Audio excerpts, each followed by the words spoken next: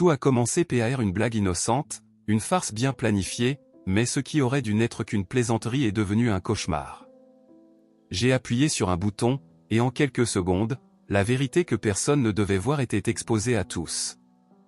Et le pire, je n'étais pas le seul à être trahi. Cela fait quelques mois que mon mariage a pris fin, et je peine encore à comprendre tout ce qui s'est passé. Ce n'est pas parce que j'aime encore mon ex-femme ou que je veux qu'elle revienne, mais parce que je n'aurais jamais imaginé que ma vie prendrait un tournant aussi radical à cause de quelque chose d'aussi simple qu'une plaisanterie. Oui, une plaisanterie. Parce que si quelque chose définissait ma relation avec Andrea, c'était ça. Nous étions toujours un couple qui adorait faire des farces l'un à l'autre, depuis le début de notre relation jusqu'au jour où nous nous sommes mariés.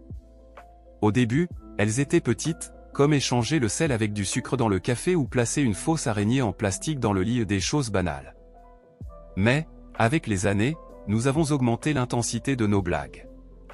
Je me souviens qu'au jour de notre mariage, Andrea m'a joué un tour devant tout le monde. Quand le juge lui a demandé si elle acceptait de m'épouser, elle est restée silencieuse, sérieuse. Toute la salle a retenu son souffle, et j'ai senti mon cœur s'arrêter pendant un instant. Après quelques secondes interminables, elle a commencé à rire et a dit « C'était une blague. » Bien sûr que j'accepte. C'était le genre de relation que nous avions, beaucoup de rires, des surprises, et aucun de nous ne prenait les choses trop au sérieux. Si l'un faisait une blague à l'autre, tôt ou tard viendrait la vengeance, et celle-ci était toujours encore meilleure. Ainsi, les années ont passé entre blagues, travail et vie de couple. Nous nous sommes mariés jeunes, à 25 ans, et maintenant, en y repensant, peut-être avons-nous été naïfs de penser que l'amour et l'amusement suffiraient. Les premières années se sont bien déroulées. Nous nous sommes concentrés sur nos carrières, et malgré les questions constantes sur quand nous aurions des enfants, nous ne nous sommes jamais pressés. Ce n'était pas parce que nous ne voulions pas, mais simplement parce que nous sentions que ce n'était pas le bon moment. Nos meilleurs amis, Cassandra et Roré, étaient dans une situation similaire. Ils étaient également mariés depuis presque aussi longtemps que nous et faisaient partie intégrante de notre vie. Nous étions très proches à quatre. En plus de sortir ensemble fréquemment, nous étions complices et victimes de nos propres farces. Souvent, Roré et Cassandra aidaient Andrea à planifier une blague contre moi, et d'autres fois, ils étaient mes alliés pour la vengeance. C'était presque une compétition pour voir qui pouvait surprendre l'autre de manière plus créative. Mais tout a changé après mon dernier anniversaire. Ce jour-là, je suis rentré du travail et j'ai trouvé une petite fête à la maison. Andrea avait organisé une surprise avec nos amis les plus proches, y compris Cassandra et Roré. Je ne pouvais nier que j'étais heureux de les voir. Après quelques toasts et conversations, Andrea est venue vers moi avec un grand sourire et une boîte emballée comme cadeau. « Tiens, mon amour. Joyeux anniversaire !» Elle m'a donné le cadeau avec enthousiasme. Je l'ai regardé avec méfiance, ce n'était pas la première fois que je recevais un cadeau qui, finalement, s'avérait être une plaisanterie. Alors, j'ai commencé à l'ouvrir avec précaution. Mais dès que j'ai vu ce qu'il y avait à l'intérieur, je suis resté sans voix. C'était une PlayStation 5, un cadeau totalement inattendu. Ce n'était pas que Andrea ne m'offrait jamais de cadeaux, mais elle n'était pas du genre à dépenser de l'argent sur des choses comme des jeux vidéo. Sérieusement, ai-je lâché, surpris, levant la boîte pour être sûr que ce n'était pas un piège. Andrea a ri et m'a serré dans ses bras. Je savais que ça te plairait. Maintenant, on pourra jouer ensemble. Les autres invités ont commencé à me féliciter. Cassandra a plaisanté en disant qu'Andrea allait regretter parce que je passerais des heures à jouer. Mais j'étais encore sous le choc, incapable de croire qu'elle m'avait vraiment acheté une PS5. Pendant que j'ouvrais la boîte pour vérifier la console, Andrea a pris l'une des manettes et a commencé à la balancer en l'air, comme si elle jouait au tennis. Tout le monde a ri, et j'ai souri, mais j'ai prévenu, fais attention, ne la fais pas tomber. Tomber ? S'il te plaît, répondit-elle avec un sourire, agitant encore plus la manette. Et puis c'est arrivé, la manette a glissé de sa main et a volé directement vers la télévision. L'impact a été sec, brutal. L'écran s'est complètement fissuré à l'endroit où la manette a frappé. Je suis resté figé, sans réagir immédiatement. Mon cerveau essayait encore de traiter ce qui venait de se passer. Nous avions acheté cette télévision il y a quelques mois, un modèle coûteux dernier cri, et maintenant elle était totalement détruite. Ce n'est pas possible, murmurai-je, sentant un frisson glacé me parcourir. C'est alors que j'ai entendu Andrea éclater de rire. Oh mon Dieu, ta tête est impayable. Elle riait sans s'arrêter. Je restais paralysé, mon esprit essayant de calculer combien cela coûterait pour remplacer la télévision et s'il y avait encore une garantie. Mais Andrea a simplement ri davantage et m'a serré dans ses bras. Calme, mon amour, c'est une blague. J'ai cligné des yeux, confus. Quoi? Ce n'est pas ta vraie télévision, dit-elle, encore en train de rire. C'est une vieille que j'ai achetée à un technicien. Roré m'a aidé à la remplacer pendant que tu étais au travail. Je me suis tourné vers Roré, qui riait avec Andrea, mais Cassandra, contrairement à eux, semblait aussi choquée que moi. Mais tu savais ça, ai-je demandé à Cassandra. Je n'en avais aucune idée, répondit-elle, bouche bée. Andrea a pointé le couloir du doigt. Ta vraie télé est dans le placard. Évidemment, je ne casserai jamais quelque chose d'aussi cher, mon amour. Mais ta réaction valait vraiment le coup. Je ne savais pas si je devais rire ou jurer. Une partie de moi était encore en train de traiter la mini-crise cardiaque que je venais de subir, mais une autre partie admettait que la farce avait été incroyablement bien orchestrée. J'ai porté mes mains à mon visage, secoué la tête, et finalement, j'ai ri avec les autres. Je me suis approché de la télé cassée, et effectivement, j'ai remarqué qu'elle était d'une marque différente. En regardant de plus près, elle ne ressemblait même pas tellement à la nôtre. Mais évidemment, qui prête attention pour voir si quelqu'un a changé sa propre télévision? D'accord, d'accord. Tu as vraiment assuré. Cassandra s'est jointe au rire, mais elle m'a rapidement regardé et dit, sur un ton d'avertissement, ça veut dire que maintenant, c'est à toi de te venger. J'ai souri avec malice et secoué la tête. Ah oui. Maintenant, c'est mon tour. Andrea a croisé les bras et m'a regardé avec défi. Vas-y, mon amour. Fais de ton mieux. À ce moment-là, je n'avais aucune idée de ce que j'allais faire. Je pensais simplement que je devais rendre la plaisanterie avec quelque chose d'aussi créatif. Mais ce que je n'aurais jamais pu imaginer, c'était que cette simple idée me mènerait à découvrir la pire trahison de ma vie. Je ne pouvais pas laisser passer l'humiliation publique qu'elle m'avait fait subir lors de mon propre anniversaire. Cependant, au lieu d'agir par impulsion, j'ai décidé de faire attendre Andrea. Une partie de la farce serait précisément l'anticipation, le moment où elle serait vigilante, attentive à toute chose suspecte, mais sans savoir quand ni comment viendrait la vengeance. Pendant des semaines, chaque fois que nous nous croisions, Andrea avait ce regard de défi, comme si elle me provoquait à essayer quelque chose. Parfois, elle lançait des commentaires comme « J'attends toujours ta farce » ou « Ne me dis pas que tu as déjà abandonné ». Je souriais calmement. Je voulais qu'elle pense que j'avais oublié, que la blague n'arriverait jamais. Alors qu'en réalité, le seul problème était que je n'avais encore rien trouvé de bon. Des mois ont passé, et toutes les idées que j'avais eues ont fini par être abandonnées. Mais parfois, elle acceptait de regarder des films d'horreur avec moi, toujours à condition de préparer une comédie pour regarder ensuite, comme un antidote contre la peur.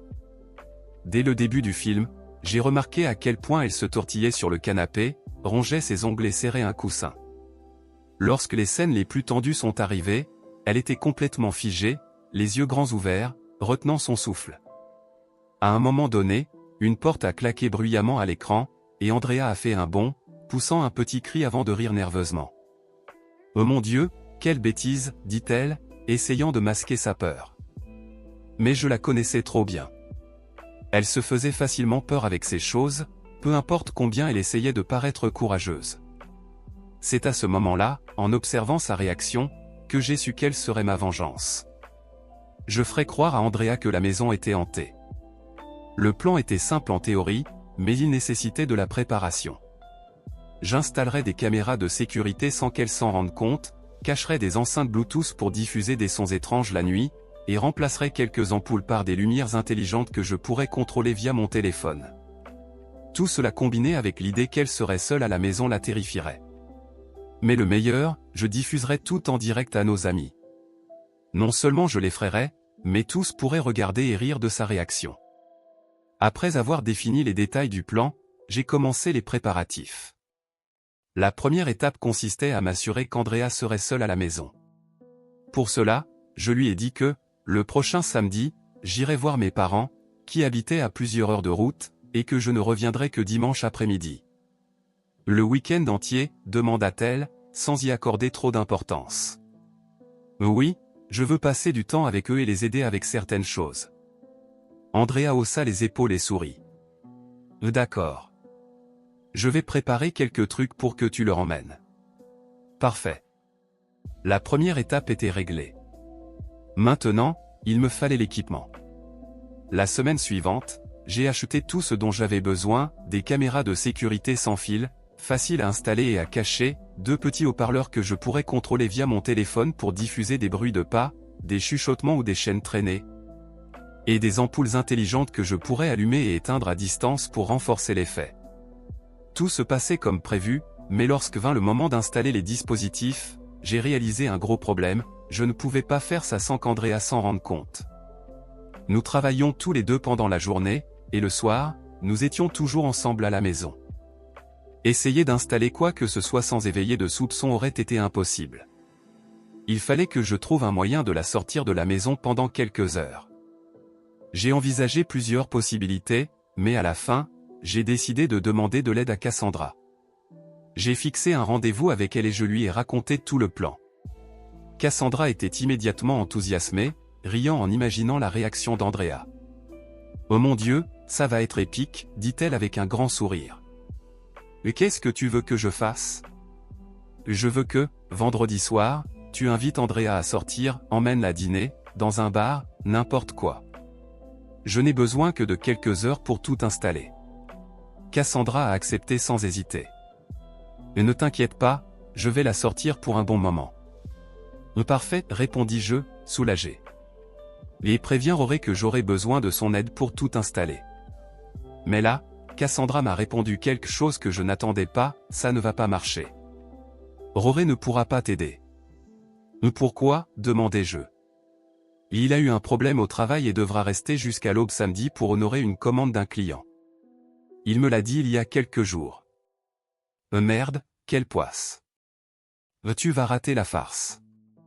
Oui, mais c'est peut-être mieux comme ça.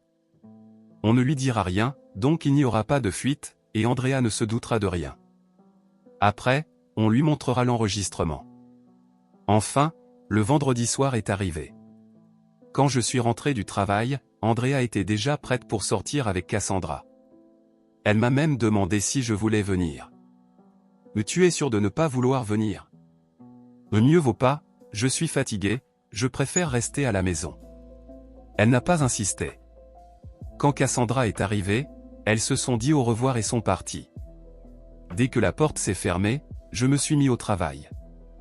J'ai pris tout l'équipement et j'ai commencé à installer les caméras à des points stratégiques, certaines dans le salon, d'autres dans les couloirs et une dans la cuisine.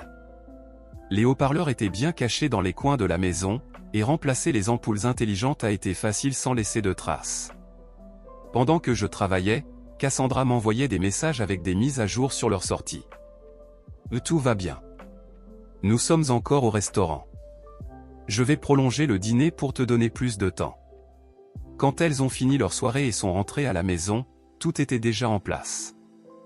Andrea ne se doutait absolument de rien.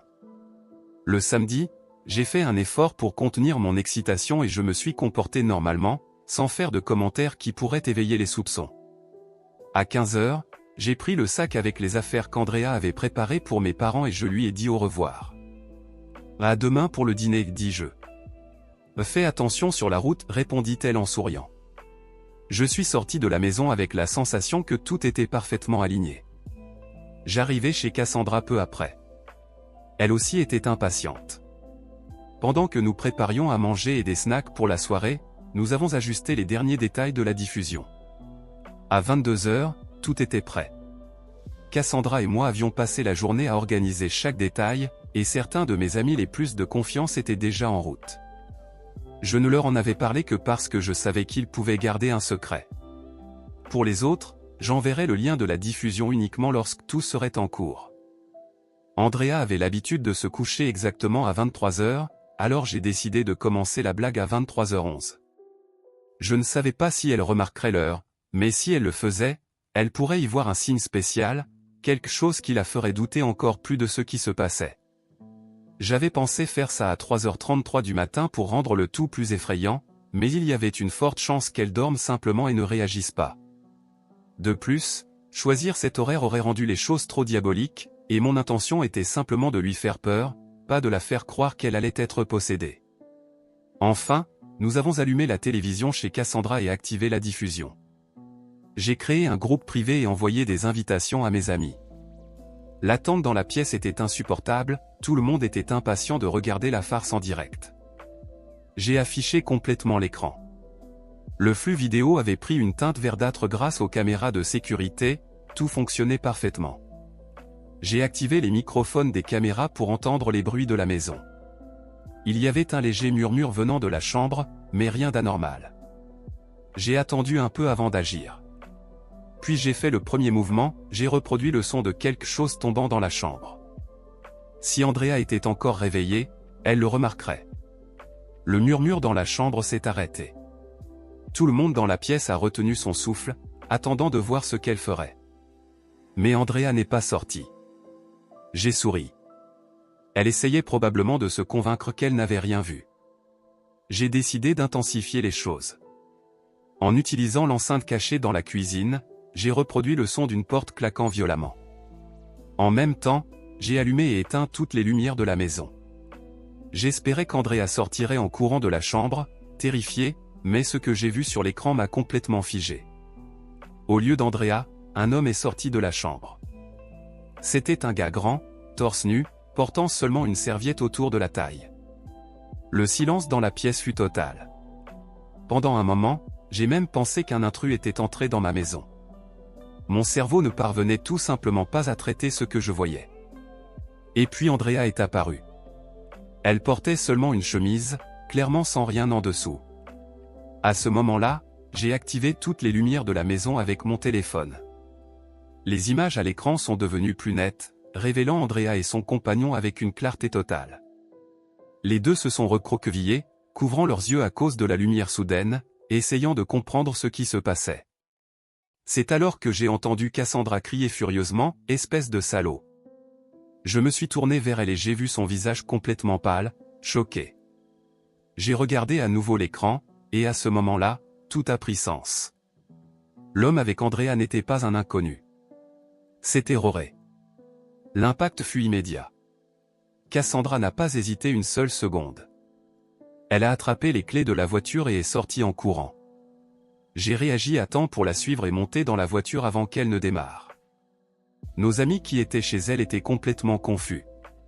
Personne ne comprenait ce qui diable se passait. Comme je n'avais pas expliqué beaucoup de détails sur la farce, plusieurs d'entre eux m'ont dit après coup qu'ils pensaient que tout faisait partie du spectacle. Mais le pire de tout, c'est que, dans le chaos du moment, j'avais oublié que la diffusion était toujours active. Certaines amies d'Andrea qui avaient tout vu en direct ont commencé à l'appeler, l'insultant sans relâche. Pendant que nous étions en route, la nouvelle s'est propagée comme une traînée de poudre. De plus en plus de gens apprenaient ce qui s'était passé. Il ne nous a pas fallu plus de 5 minutes pour arriver à la maison. Nous sommes entrés sans réfléchir, et là étaient Rory et Andrea, encore habillés, assis dans le salon avec des expressions de confusion. Leur téléphone ne cessait de sonner avec des appels et des messages des personnes ayant assisté à la diffusion. Cassandra explosa, « Maudit connard, comment as-tu pu me faire ça ?» hurla-t-elle en courant vers Rory. Il leva les mains, essayant de se défendre, « Cassandra, attends, ce n'est pas ce que tu crois. » Mais il n'a pas pu finir sa phrase. Je l'ai attrapé par le col de sa chemise et lui ai donné 2 coups de poing direct au visage. Rory est tombé par terre avant de pouvoir réagir. J'ai tordu son bras et l'ai traîné hors de la maison de force. Je l'ai jeté dans le jardin, où il est resté allongé, gémissant de douleur. Quand je suis revenu à l'intérieur, Cassandra s'était déjà jetée sur Andrea. Elle tirait ses cheveux, criant et la secouant tout en sanglotant, « Sale traîtresse, espèce de salope. Comment as-tu pu me faire ça ?» Andrea pleurait, répétant plusieurs fois, « Pardonne-moi, Cassandra, pardonne-moi. » Cassandra essaya de lui griffer le visage, complètement hors d'elle. J'ai dû intervenir pour empêcher que les choses ne dégénèrent davantage. Ça suffit, ai-je crié, séparant Cassandra d'elle. Andrea est tombée par terre, recroquevillée, pleurant comme une enfant. Je l'ai regardée avec mépris, sors de ma maison. Je ne veux plus jamais te voir. Elle est restée là, tremblante pendant quelques secondes. Quand elle a finalement réussi à se lever, nous avons entendu le bruit d'une voiture qui accélérait. Roré s'était enfui. Andrea a ramassé ses affaires et est partie, encore en sanglots. Ce n'est que lorsque tout est redevenu silencieux, quand Cassandra s'est effondrée sur le canapé, tremblant de rage, que je me suis rendu compte, la diffusion était toujours active. J'ai pris mon téléphone et l'ai finalement éteinte. Les jours suivants ont été un enfer. Certains amis pensaient que tout n'était qu'une blague exagérée, mais quand ils ont appris que les divorces étaient en cours, ils ont compris la vérité. Andrea a essayé de me parler plusieurs fois. Elle m'a appelé, envoyé des messages, demandé pardon, c'était une erreur, juste une fois. S'il te plaît, on peut essayer une thérapie? Mais je ne voulais rien savoir. À la fin, les divorces ont été prononcés rapidement. Comme nous vivions dans un état où l'infidélité avait des conséquences légales, Andrea et Roré ont tout perdu. Pendant ce temps, j'ai reçu le soutien de mes amis et j'ai vu, un par un, tous se retourner contre Andrea. Même ses propres parents ne voulaient plus la voir. J'ai essayé de garder contact avec Cassandra, mais c'était très sporadique. Quelques mois plus tard, pour son anniversaire, je suis allé chez elle pour la saluer. Nous nous sommes assis dans la cuisine et avons discuté un moment, mais nous avons vite réalisé que plus rien n'était comme avant. Ce qui était autrefois un groupe de 4 amis n'existait plus. Nous avons essayé de rester en contact, mais les choses avaient trop changé. Quant à Andrea et Roré, je ne sais pas s'ils sont encore ensemble ou même s'ils ont essayé. Mais sincèrement, ça ne m'intéresse plus. Quelle histoire, hein? Au final, la farce a révélé une trahison de la pire manière possible. C'est impressionnant de voir comment la vérité trouve toujours un moyen de ressurgir, même quand personne ne s'y attend. Sincèrement, je ne sais pas ce qui est pire, la trahison elle-même ou le fait qu'elle soit arrivée dans la maison de Lopé le jour où il est parti, pensant que tout était sous contrôle. De plus, Roré était ami avec Lopé et mari de Cassandra, donc 2 personnes ont été trahies en même temps. Le bon côté, c'est que Lopé a réussi à se libérer d'une relation basée sur des mensonges avant de perdre encore plus de temps avec quelqu'un qui ne le respectait pas. Mais vous, qu'en pensez-vous? Cette vengeance accidentelle était-elle méritée ou tout est-il sorti de contrôle? Commentez ci-dessous et dites-moi vos opinions. Je veux savoir ce que vous auriez fait à la place de Lopé. Et si vous avez aimé cette histoire, vous savez quoi faire. Aimez, partagez et abonnez-vous à la chaîne. Et bien sûr, il y a 2 autres histoires pleines de rebondissements ici à l'écran qui vous attendent. À bientôt!